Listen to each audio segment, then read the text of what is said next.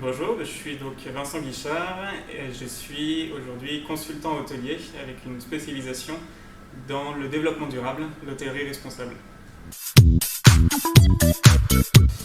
Alors elles sont nombreuses et je les ai commencées assez tôt puisque j'ai déjà même fait des stages quand j'étais encore en études. Donc je suis parti par exemple en Malaisie faire un stage et aussi en Pologne. J'ai fait une partie de mes études à Hong Kong.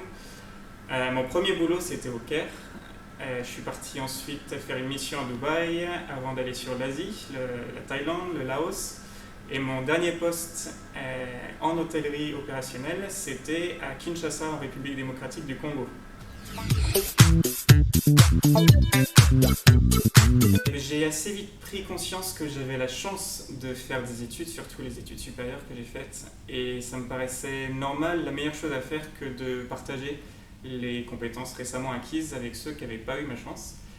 Surtout que j'en ai eu l'opportunité avec mon premier stage en Malaisie.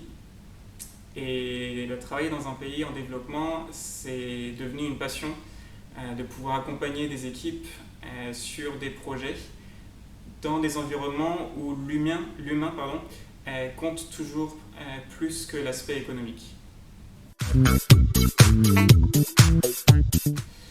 Alors la section européenne au lycée, moi, m'apportait davantage d'aisance, notamment avec les chiffres, parce qu'on avait quelques heures de maths et une heure d'histoire par semaine en anglais.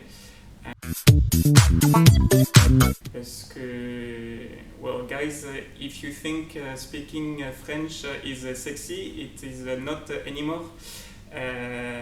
What is expected from you is a much higher level.